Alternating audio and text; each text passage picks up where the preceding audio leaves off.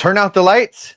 The party is over. The Reds collapse in Sacramento, and so do their playoff hopes. We're going to talk about it on today's Locked On Reds.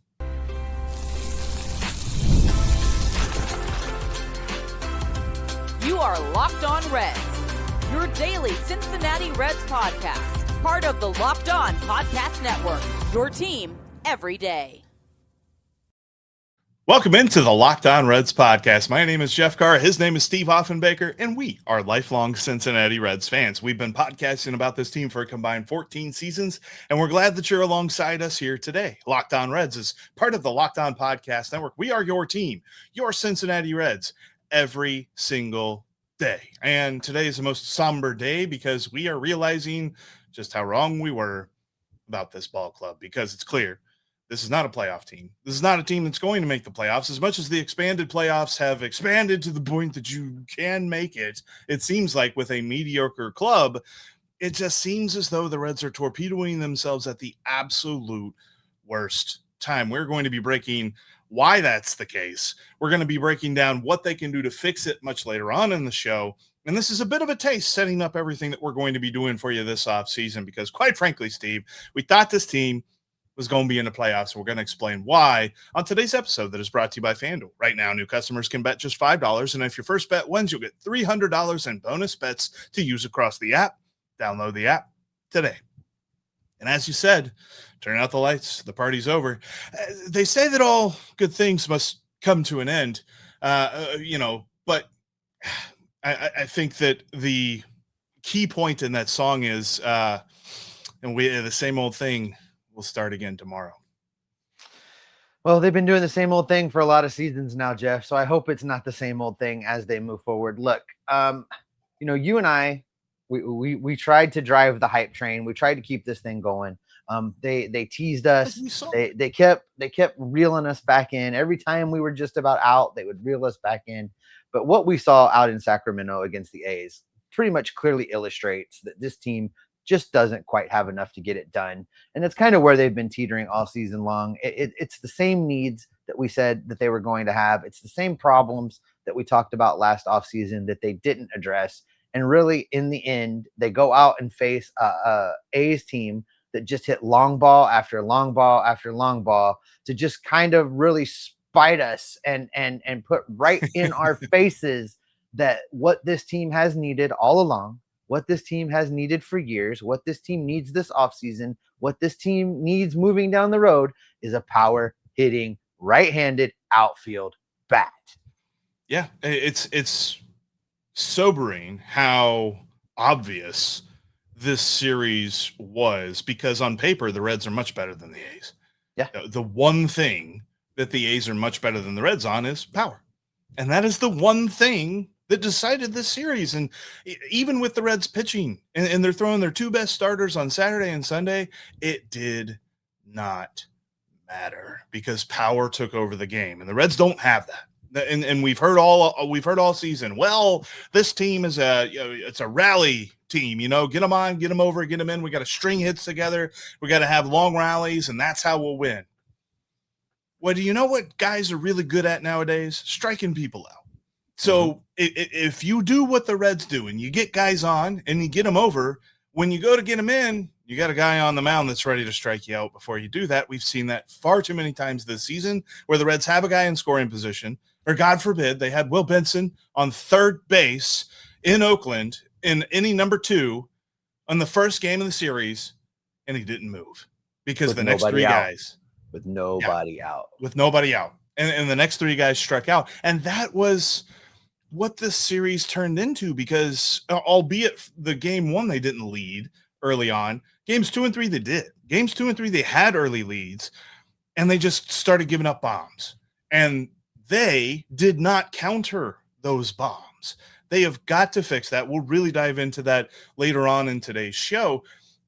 But as we get into this topic here today, we're really going to unpack this from a lot of different angles and kind of set up some things that we're going to be talking about a lot here soon throughout the offseason.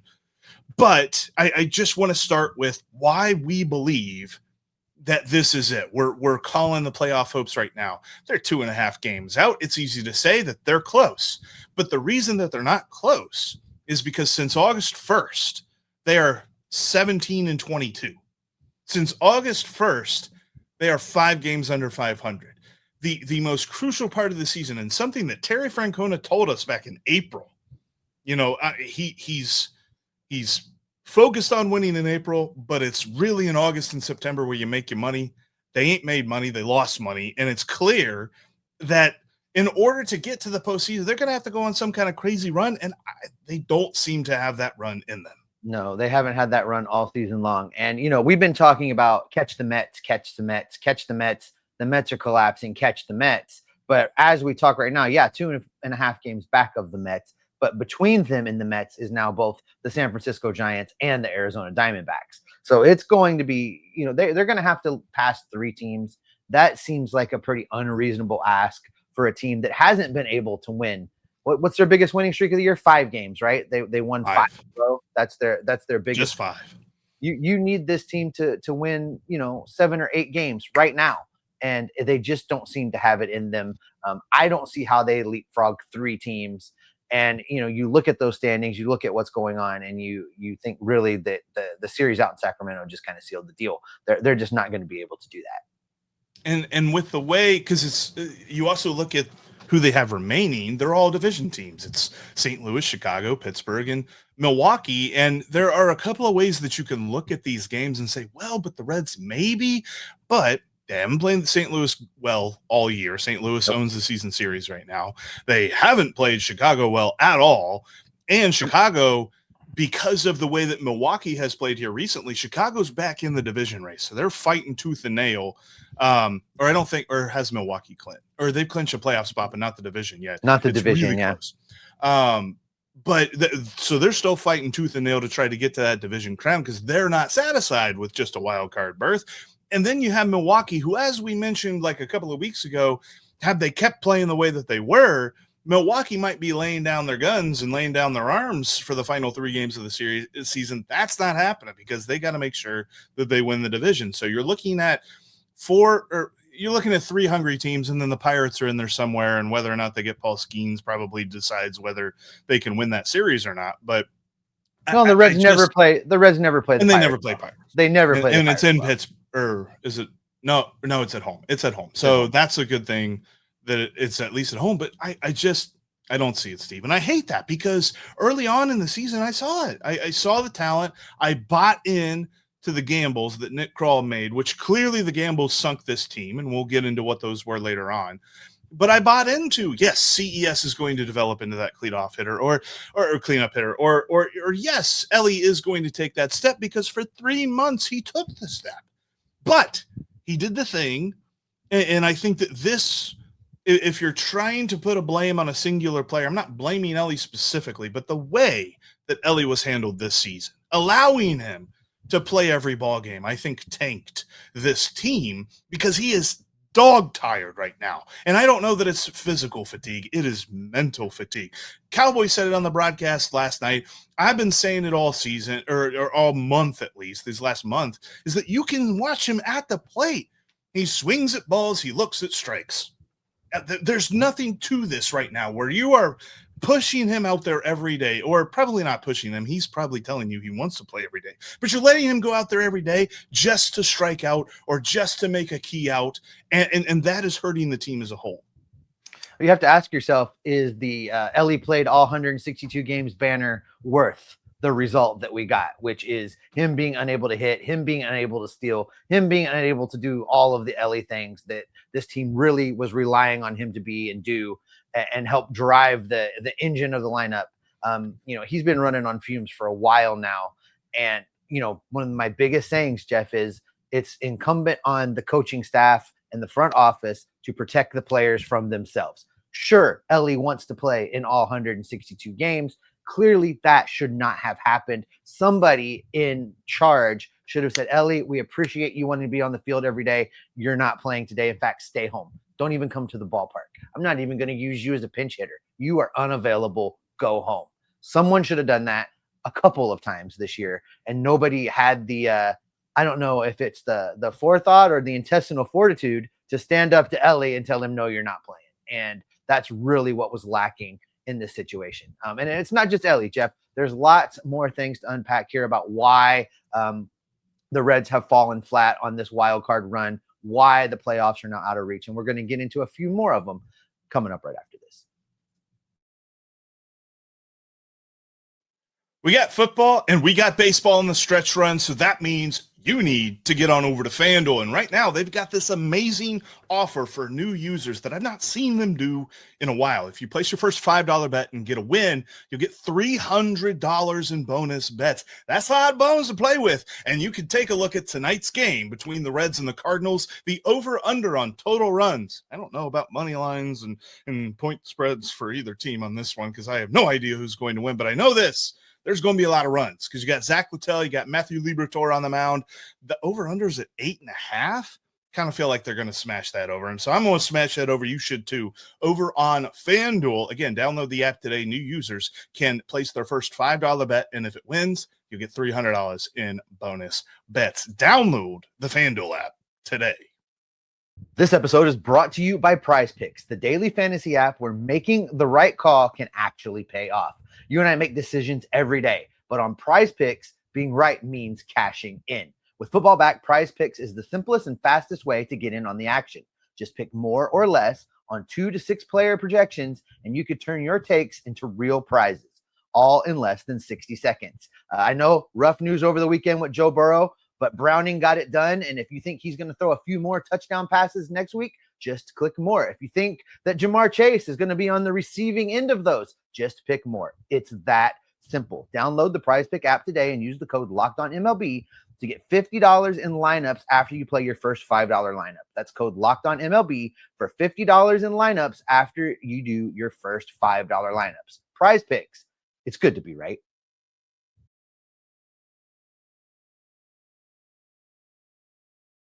Make sure you click that subscribe button and that notification bell here on YouTube so that you get all of the great Reds content we've got coming your way. Jeff and I are going to be with you all the way through the rest of this season and all off season long here on Locked On Reds. Tim Daniel doing every single Reds postcast for the rest of the season as we finish out the month of September. He will be live after each and every Reds game. Click subscribe so you get all of that great content. All right, Jeff, let's get back into this a little bit because it's more than just Elly playing all 162. There have been a lot of decisions that were made all the way back in the offseason, all the way back at the beginning of the season, whether it's talking about players they didn't go get, whether it's talking about players that they let knowingly play hurt to start the season because they didn't prepare and have the depth brought in to deal with it. We're talking about Spencer Steer playing with a wrecked shoulder. We're talking about Matt McLain coming straight back when his shoulder wasn't quite right. We're talking about some of the derailments as far as Rhett Lauder not pitching an inning in the big leagues this year. If we're talking about some of the other failures, if we're talking about Elly not getting any rest, there's lots of things you can point to and say, in hindsight, they're really kind of no-brainers that this team just didn't do a good job of dealing with the adversity as it came its way or preparing smartly for what they wanted, which was a postseason run. And there was so much just hope. There was so much put on guys getting better who we said, okay, from 23 to 24, they're going to get better. Okay, 24 didn't work. Okay, well, 24 to 25, they're definitely going to get better. Still hasn't really been that step forward. And we keep harping on the outfield, and I'm pretty sure people are like, oh, boy, the outfield. You guys talk about the outfield a lot. Steve, over under 8.5 different players getting at bats as the left fielder this year for the Reds. 8.5. I think we're probably over that. 12 different players took at bats as a Cincinnati Red in left field. Over under 8.5 in right field. I think just under. I would have said under as well. Over 9 different guys got at bats as right fielders playing in right field for the Reds this year. That is too many. That means you don't know who is supposed to be those guys. And to the Reds' credit, luck, not really sure if we're allowed to credit this or not because they just kind of had to put him somewhere. I think they found their guy, at least in right field, at least for next year, Noelvi Marte. Yeah. But left field is still quite the question mark because Austin Hayes has a mutual option that I don't know that you pick up. Miguel Andujar is becoming a free agent, although they have literally given this just blows my mind. He's literally played 2 games as a left fielder for the Cincinnati Reds this year. They have DH'd him, they have pinch hit him. That's it. And I don't understand why, because he was okay defensively. I think it's because of the injury. He's got a bit of a bum wheel that he's been nursing, trying to get through. So I think they kept him out of the field to try and keep him in the lineup, kind of situation. Okay.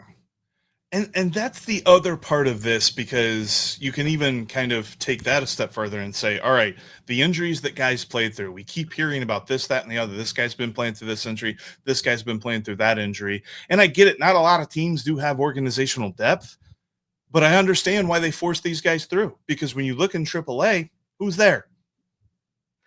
Who? This is not an organizational depth issue at all. It's a complete lack of bona fides. It's one thing if you have 3 or 4 clear-cut major leaguers and then you don't have depth behind it. They don't even have that. They've been playing Santiago Espinal in the outfield, Jeff Carr. Like they don't have the bona fides at all. It is clearly the biggest need that has to be addressed this offseason. They have to fix this outfield. They have to go and get it right. And you can't look around and go, well, we got Sal Stewart at first base now, so Spencer Steers back and left. That is not the answer. They have to go and get somebody. They have to finally go sign an outfielder. And then I also look at the bullpen, and I wonder a little bit about this, because I like Emilio Pagan. He's had a nice season. I like Tony Santillan. He's had a nice season.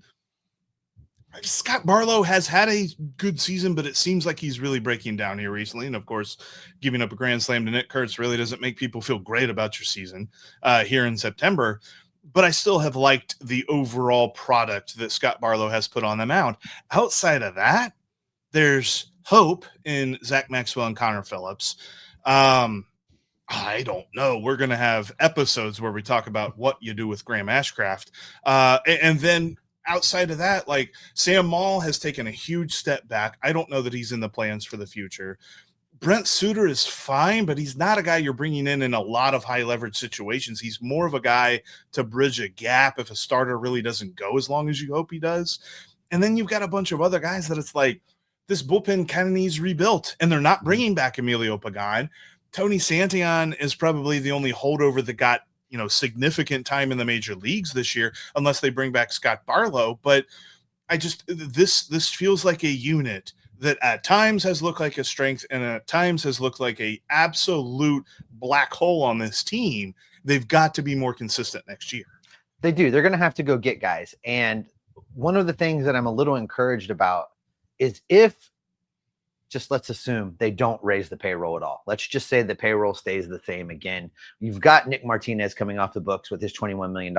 Pagan's money's coming off the books. That is money that you can reinvest. If they take what's coming off the books and reinvest it in 2 relievers and an outfielder, I would be happy with an offseason. That would be a significant improvement over what they've done the last few offseasons. So there is room to maneuver, is what I'm saying. There's a lot of money coming off the books. And the good news with the bullpen is completely different from the positional side of things, whereas I feel like there are in-house options, but they aren't in-house answers. There's still going to be question marks, like who doesn't make the rotation. There's a large group of pitchers who have the ability to make this starting rotation next year, but there are 5 in my mind. There are 5 clear, top front runners. That's the word I was looking for. I'm having trouble getting words out today, but 5 clear front runners in this race for the rotation that should be in over other guys. And then we're going to have discussions about whether you leave them in AAA, the guys who don't make the major league rotation, as starting pitchers, or you move into the bullpen. There's definitely some guys that could be interesting in the bullpen, guys like Brandon Williamson, guys like Julian Aguiar, who could provide you with a little bit of length, but also Brandon Williamson coming from the left side. That would be key.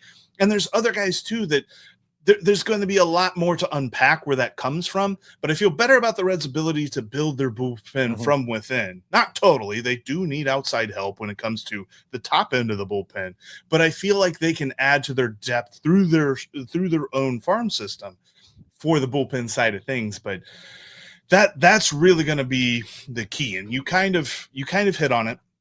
And I really want to dive into what they need to do in this offseason. And I hate to be that guy, but I'm going to poo-poo a move that everybody is begging for, and we're going to do that next. You've probably seen a million ads for hair growth products and thought, sure, like that actually works. There's so many products out there, and it's hard to know which ones are actually going to do anything. That's why you need to give Nutrafol a closer look. Nutrafol is the #1 dermatologist recommended hair growth supplement brand, trusted by over 1.5 million people, including myself. And if it's not all just the hype when it comes to Nutrafol. This is a supplement that is clinically tested that targets the root causes of thinning and shedding with a proactive approach. I mean, let's be honest here. This Reds team, it's making me rip my hair out. And Nutrafol is going to help you with that, because Nutrafol's got this clinically proven product that's going to target the exact needs for you and help you get your hair back. See thicker, stronger hair with less shedding in just 3 to 6 months with Nutrafol. For a limited time, Nutrafol is offering Locked On Reds listeners $10 off your first month with a free shipping as well when you use the code LOCKEDONMLB at Nutrafol.com. That's Nutrafol.com, and the promo code is LOCKEDONMLB. Dropped my hat on the floor when I did that. If you can't watch us here on YouTube, you can always listen to us on your favorite podcasting app. We're on all of them out there. Go check us out today. And when you're done with today's show, go check out the Locked On MLB feed. Sully's got you covered every single day with takes around the league. And you've got Locked On MLB Game Night. They're going every day, covering every game and every night, so that you don't have to, all through the World Series until we crown a champion. Go check out Locked On MLB today. All right, Steve.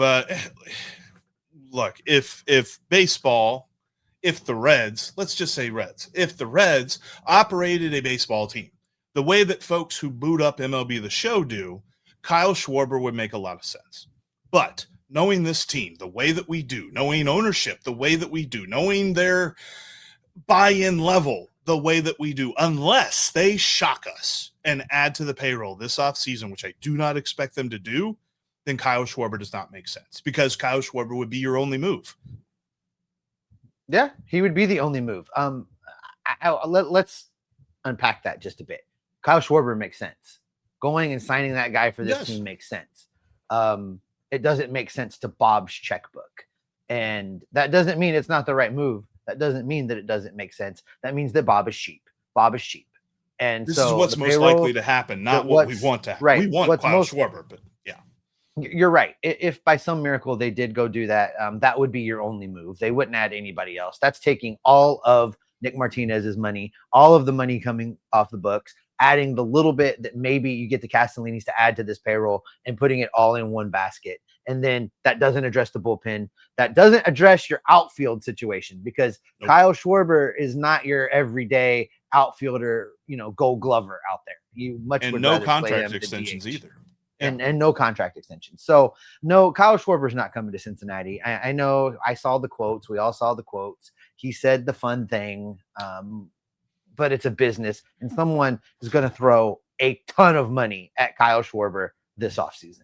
Well, and we do this, yes, and it's probably going to be the Phillies. He might touch free agency and just go right back to Philadelphia. But I don't see this working for a team that likes to strap itself with cash as much as the Reds do, because I doubt they push the payroll past, let's say they bump it up a little bit and they go to 115.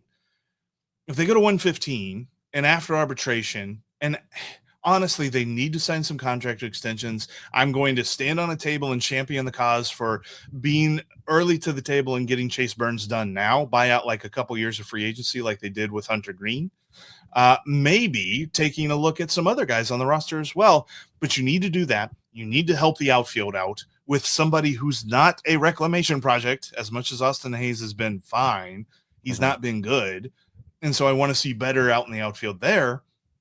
And then the bullpen needs help too. You cannot address all those things if you give 30, and let's be honest, I think the Phillies start at 30 million per.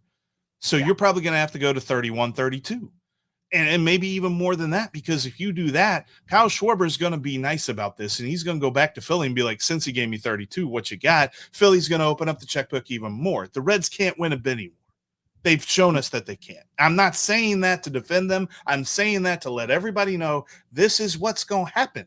So the day that Kyle Schwarber is announced to go back to Philadelphia, or that Kyle Schwarber is announced that, God forbid, he goes to LA or plays for the Dodgers or something like that, don't get mad. Because if you do, you're just wasting your own energy at that point. Because I think what's going to happen is Nick Krall is going to call Kyle Schwarber as a courtesy and say, hey, we're looking. And here's a nice offer of like 24, 25 million per year for like 2 or 3 years. And he's going to be like, thank you for the offer. The Phillies gave me 30. Mm-hmm. And, let's not forget that I'm convinced that the Reds have a strategy that centers around the collective bargaining agreement. They're not going to go sign a big money deal that goes through what the next CBA is going to look like. This team is positioned actually really well to deal with whatever the new CBA looks like. So the guys they signed this coming off season are going to be 1 year, maybe 2 years, because they're going to lose that second year. Guys, baseball is going to shut down for a year. So they're going to lose that second year. Don't look for big splashes as far as long-term big money contracts from the Cincinnati Reds. They're going to wait and see what the new landscape looks like. But that doesn't mean they can't address these needs we've talked about. That doesn't mean they can't go get an outfielder on a 1-year deal or a 2-year deal. That doesn't mean they can't bring in bullpen arms. There's things that can be done. But I think one of the things that we don't do is what you're trying to preach right now, Jeff, and that is look at this team through lenses of realism and not what we would like for them to do, not what your example of, what you would do if you were playing MLB The Show, but what will Nick Krall do based on his marching orders from the Castellinis? That is not sign Kyle Schwarber. That's not a realistic ask. That is not going and signing some other outfielder to a 5-year contract at $25 or $30 million per. They're just not going to do that. They're not one guy away. Yeah, they're not one guy away. So Nick Krall is going to kind of do what he does. He needs to be better at it this coming off season. He took some gambles. He took some swings. There's been a lot of misses over the last couple of years, and he needs to figure out what in his evaluation process has been wrong and make some adjustments, because they really have to get a bat in this lineup behind Elly to help him be able to go. They really have to get stability in this bullpen because they've got the starting pitching. There's 9 guys. You talked about this last segment. There's 9 guys fighting for 5 spots. A couple of those leftovers go in the bullpen, and I think a couple of those leftovers go down to AAA to be able to take spots if somebody gets banged up. But you still got to go out and get some relief pitching arms. So the blueprint is there. You can look at it very clearly and see what needs to be done to get this team to be in contention. And listen, I didn't say the words to win the division. I'm not going to say that anymore, because I don't think that this front office is going out there trying to build a division winner. If they happen to stumble into it, they'll be happy, but that's not what they're trying to do. They're trying to be 6 or 7 games above 500 and get a wild card spot, get into the tournament, get into the playoffs, and then see what you can do. With this starting rotation, if you can accomplish that in 2026, you can make some noise. You can win a playoff series with this rotation. So that's the goal. The goal is not to win the division. And I know you guys, what is wrong with Locked On Reds today? I think my feed is broken. There's something wrong with the YouTubes. They're not being optimistic. We're being realistic today, guys. We have tried to ride the optimism train all the way through 2025. It derailed in Sacramento, and we're just telling you like it is. Yeah, it's really knocked me down off of the optimism chair, to be honest with you. And I think there's a new way that I'm looking at this team. I'm still going to try to be optimistic where I can be, but it is clear that if they get into the offseason and they say, well, if guys get better, no, we're not doing that again. And Nick Krall gambled with what he didn't do this past offseason. I am going to advocate very hardly for him to gamble with what he does. And I don't think that is a big money free agent. I think that's a big trade, and maybe even a trade that we don't love, but it's a trade that'll work out. The reason that I'm doing this, and we have the benefit of hindsight, we have the benefit of history of saying that, yeah, obviously the Joe Morgan trade was a good trade. But if you read the reactions back then, people hated it. People thought this was a Absolutely. gamble. People thought this was a bad idea, and it ended up paying off in dividends for years and years and years for this team. That's what Nick Krall has to put together. The big question is, can he? And that'll be something that is discussed quite a bit this offseason, but he needs to, because there's too many guys here on this roster, Steve, that we look at and we're like, you know what his best position is? Super utility. And there's too many guys on this team right now that you know what his best position is, like third base or second base or something like that. You've got to move those guys. And I'm not saying move them within the field on this team, because they tried that and it's not working. So now you need to move them to other teams and get those guys that actually play those positions and make this roster better for next year. Give me answers. Don't give me questions. Don't give me hope. Give me answers. That's what I want this offseason. And that is where we're going to wrap it up for today. Thanks, as always, for making Locked On Reds your first listen each and every day. We are going to continue to be here for you as the season starts to wind down and get you primed for the off season. Make sure you're subscribed. You're going to get us. You're going to get Tim Daniel with the postcast. Go make Locked On MLB your second listen. Sully's over there with a national perspective. They got Locked On MLB Game Night, watching every single game so that you don't have to. We're in September, folks. We got a few weeks left. And until this season is done, Jeff and I are going to keep gathering the news, the notes, the reports, the rumors, and the information, and bringing it back here to keep you locked on Reds every single day. You got knocked off the optimism train, but you got knocked down. My question is, do you get back up again? Are they never going to keep you down? Drinks a whiskey drink, drinks a vodka drink, drinks a lager drink, drinks a cider drink, something like that.